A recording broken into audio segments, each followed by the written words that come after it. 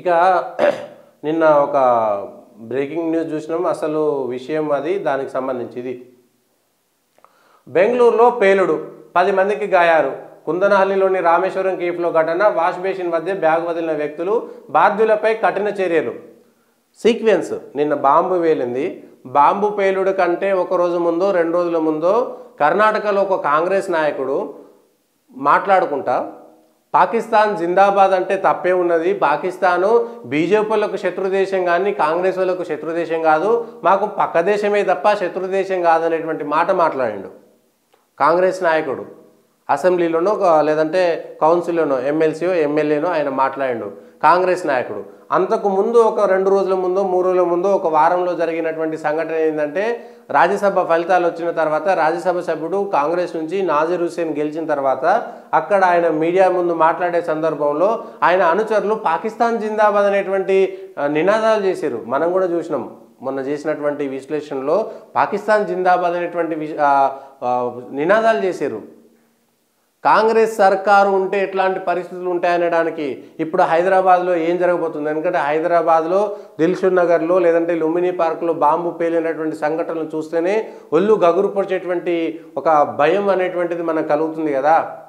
దిల్షుక్ నగర్లో బాంబు పేలుడు. ఇప్పుడు హైదరాబాదు ఆ రక్షణ ఉంటుందా ఉండదా, సేఫ్టీ ఉంటుందా ఉండదా?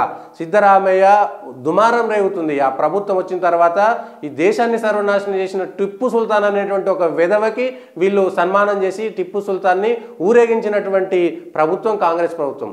టిప్పు సుల్తాన్ అనేటువంటి 1 లక్షల మంది హిందువులను ఊచకోత కోసినటువంటి విదేశీ దురాక్రమదారునికి సంబంధించినటువంటి వేడుకలు చేసినటువంటి అనుభవం ఇదే సిద్ధరామయ్య సర్కార్ చేసింది. ఆ తర్వాత ఇదే సిద్ధరామయ్య సర్కారులో ఉన్నటువంటి ఒక ఎంపీ మాకు దక్షిణ భారతదేశం కావాలని అంటాడు. ఇదే సిద్ధరామయ్య ప్రభుత్వంలో గెలిచినటువంటి ఒక రాజ్యసభ సభ్యుడు గెలిస్తే పాకిస్తాన్ జిందాబాద్ అనేటువంటి నినాదాలు వస్తాయి. ఆ తర్వాత ఇదే సిద్ధరామయ్య పార్టీకి సంబంధించినటువంటి వ్యక్తి, కాంగ్రెస్ పార్టీకి సంబంధించినటువంటి ఒక నాయకుడు అసెంబ్లీలోనో కౌన్సిల్లోనో స్వయంగా మాట్లాడుతూ పాకిస్తాన్ మాకు శత్రు దేశం కాదు, మాకు పక్క దేశం మాత్రమే. మరి ఎవడు శత్రువు మీకు? ఇప్పుడు ఈ బాంబు పేలులకు కఠిన చర్యలు తీసుకుంటాం, బాధ్యులపై కఠిన చర్యలు. దీనికంటే 2-3 రోజుల ముందు మళ్ళీ మేము క్రిస్టియన్లకు ముస్లింలకు 100 కోట్లు ఇస్తాము, భారతీయులకు సంబంధించినటువంటి హిందువుల గుళ్ళల్లో 1 కోటి రూపాయల ఆదాయం వస్తే 10% ఖచ్చితంగా ప్రభుత్వానికి కప్పం కట్టాలని ఎవడో ఔరంగజేబు ఎవడో అక్బర్ చెప్పినట్టుగా జిజియా పన్ను పెట్టిరు. ఇది కాంగ్రెస్ సర్కారు. ఇవాళ రేవంత్ రెడ్డి సర్కారు ఈ విషయంలో స్పందించాల్సినటువంటి అవసరం ఉన్నది. గత 10 సంవత్సరాలుగా 2014లో నరేంద్ర మోడీ సర్కారు వచ్చిన తర్వాత ఇప్పటి వరకు భారతదేశం లోపల బాంబులు పేలకుండా చాలా జాగ్రత్తగా ఉన్నారు. కేంద్రానికి సంబంధించినటువంటి ఇంటెలిజెన్స్ కర్ణాటక ప్రభుత్వాన్ని హెచ్చరించిందా లేదా, కర్ణాటక ప్రభుత్వం దానిపైన చర్యలు తీసుకున్నదా లేదా, దీనికి ఎవరు బాధ్యత వహిస్తారనేటువంటి విషయం చెప్పాలి. ఎందుకంటే ఇదేదో సిలిండర్ వేలింది అనామకుడు చేసింది కాదు. ఐఈడి లాంటి బాంబులు అందులో వాడిరు. ఐఈడి లాంటి బాంబులు వాడారు. మంగళూరులో అంతకుముందు ఉగ్రవాదులను అరెస్ట్ చేసింది national investigation agency. Rameswaram cafe అనేటువంటిది పెద్దది. దిల్షుక్ నగర్లో లుంబినీ పార్క్లో వాళ్ళ టార్గెట్ అంతా కేఫ్లు లేదంటే జనసంచారం అధికంగా ఉండేటువంటివే. ఒక వ్యక్తి వచ్చి రవ ఇడ్లీకి ఆర్డర్ ఇచ్చి రవ ఇడ్లీ తినకుండా తన చేతిలో ఉన్నటువంటి సంచిని పక్కనే ఉన్నటువంటి చెత్తబుట్టలో వేసి వెళ్ళిపోయిన తర్వాత 1 గంట తర్వాత అక్కడ బాంబు పేలింది. దీని వెనక ఉగ్రవాదులు లేరా? మీకు సంబంధించినటువంటి ఉదాసీనత, కాంగ్రెస్ ప్రభుత్వానికి సంబంధించినటువంటి ఉదాసీనత లేదా? నిజంగా ధైర్యం ఉంటే చెప్పండి, కేంద్రం నుంచి మాకు ఎట్లాంటి హెచ్చరికలు లేవు, ఉగ్రవాదం మీ గురించి మాకేం చెప్పలేదు, మేము ఇక్కడ చర్చిలకు మసీదులకు డబ్బులు ఇచ్చుకుంటూ కూర్చుంటాము, హిందువులపైన కఠినమైనటువంటి శిక్షలు ఇస్తాము, పాకిస్తాన్ జిందాబాద్ అన్నోళ్లను మా పార్టీలో చేర్చుకుంటాము, పాకిస్తాన్ మాకు శత్రువులు కాదు, ఉగ్రవాదులంతా మా పార్టీలో చేరుతారనేటువంటి మాట చెప్పగలుగుదలుచుకున్నారా? ఈ విషయంలో తెలంగాణకు సంబంధించినటువంటి ప్రజలు కూడా అప్రమత్తంగా ఉండాలి. ముఖ్యంగా హైదరాబాద్లో ఉండేటువంటి ప్రజలు కూడా అప్రమత్తంగా ఉండాలి. ఇక్కడ మనుషులు బ్రతకడమే ముఖ్యం కదా. మనుషులు బ్రతకడానికే లేకుండా ఏ రోజు ఎక్కడ బాంబు పేలుతుంది అనేటువంటి బాధతోటి ఎట్లా ఉండాలి, మనుషులు ఎట్లా బ్రతకాలి? ఉగ్రవాదులతో ఎవరు స్నేహం చేస్తున్నారు? ఏ పార్టీ వాళ్ళు? రోహింగ్యాలకు పోయి తీసుకుపోయి వాళ్ళకు ఆధార్ కార్డులు రోహింగ్యాలకు వాడు 5 రూపాయలకు 10 రూపాయలకు మర్డర్ చేసే రోహింగ్యాలను కౌగిలించుకుంటున్నటువంటి నాయకులారా జాగ్రత్తగా వినండి. ఈ విషయంలో ప్రజల భద్రత కంటే మీ రాజకీయం ముఖ్యం కాదు. కానీ బెంగళూరులో పేలినటువంటి ఈ సంఘటన చూసిన తర్వాత హైదరాబాద్లో ఉన్నటువంటి తెలంగాణ సర్కారు సమీక్ష చేసిందా? కనీసము హైదరాబాద్లో ఉన్నటువంటి ఇంటెలిజెన్స్, కేంద్రానికి సంబంధించినటువంటి ఇంటెలిజెన్స్ గతంలో ఉగ్రవాదులకు అడ్డాగా నిలిచినటువంటి ఉగ్రవాదులు దొరికినటువంటి అనేక మంది ఇండ్లు వాళ్ళకు సంబంధించినటువంటి సోదాలు కానీ వాళ్ళపైన నిఘా కానీ ఏర్పాటు చేశారా లేదా అనేటువంటి విషయం పైన స్పష్టత చెప్పాలి. రేపు ఎప్పుడు బాంబు పేలిన తర్వాత కఠిన చర్యలు తీసుకుంటామనేది కాదు, బాంబులు పేలక ముందే దీనికి సంబంధించినటువంటి అంశం పైన ఎందుకు ఒక సమీక్ష చేస్తలేరు? 2 సార్లు హోటల్ రద్దీగా ఉన్న సమయంలోనే మధ్యాహ్నం 1 గంటకు 2 సార్లు పేలుడు సంభవించింది. దీంతో కస్టమర్లతో పాటు హోటల్ సిబ్బంది బయటికి పరుగులు తీశారు. భారీ శబ్దంతో పేలుడు సంభవించడంతో స్థానికులు తీవ్ర భయాందోళనకు గురయ్యారు. కేఫ్కు 2 బ్యాగులతో వచ్చిన వారు వాష్ బేసిన్ వద్ద ఓ బ్యాగును వదిలి వెళ్ళినట్టు గుర్తించారు. అక్కడే పేలుడు సంభవించింది. ఘటన జరిగిన ప్రాంతంలో బ్యాటరీ, వైర్లు, మేకులు, ఐడి కార్డుకు సంబంధించిన ట్యాగు తదితర వస్తువులను గుర్తించి స్వాధీనం చేసుకున్నారు. అక్కడికి సమీపంలోనే మరో బ్యాగును కూడా గుర్తించారు. NIA, CCB, intelligence, bomb disposal dogs రంగంలో దిగి దర్యాప్తు ప్రారంభించాయి. కేఫ్ను పోలీసులు అదుపులోకి తీసుకున్నారు.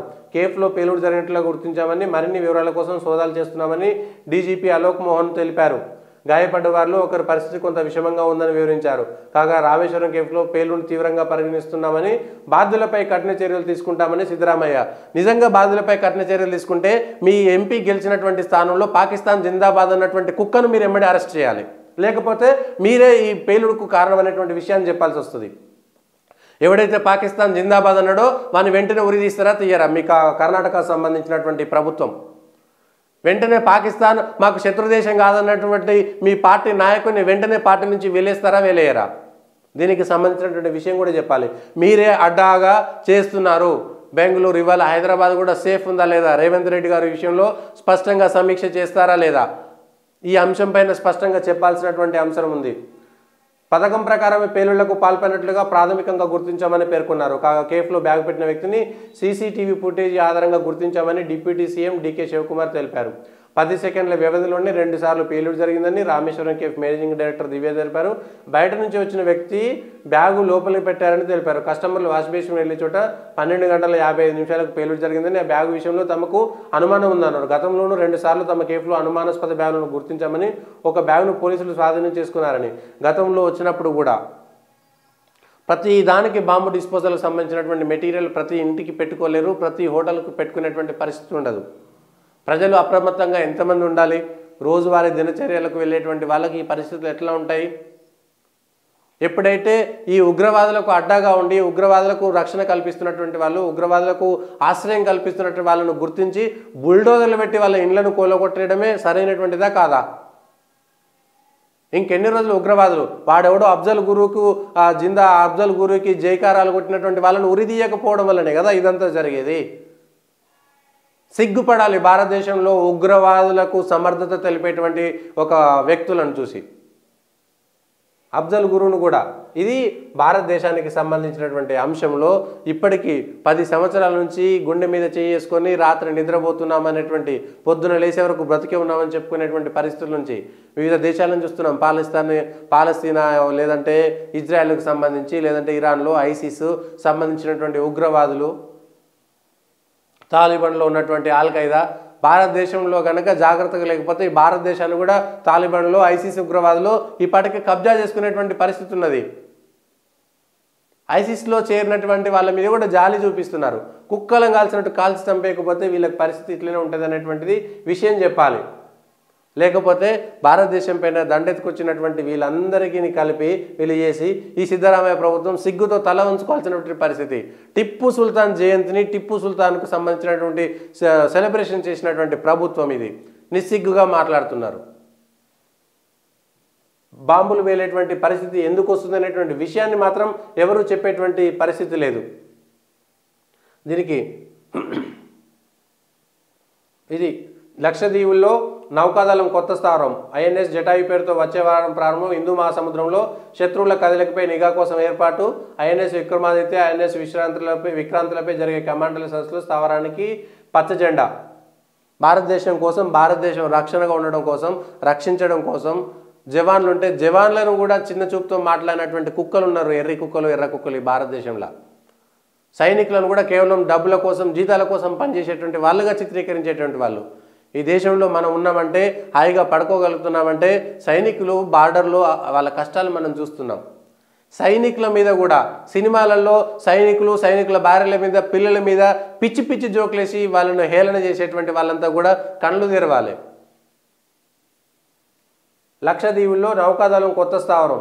మనమేమో ఇట్లా భారతదేశం చుట్టూ దీనికి సంబంధించినటువంటి భారతదేశ రక్షణ కోసం కొత్త కొత్త ప్రయోగాలు పనులు చేయాల్సినటువంటి పరిస్థితి. వాయు మార్గంలో లేదంటే భూమార్గంలో లేదంటే నీటి మార్గంలో మనకు ఎక్కడుంది, జల మార్గంలో ఉన్నటువంటి అనేకమైనటువంటి అంశాలను ఈ దేశం కోసం రక్షణ.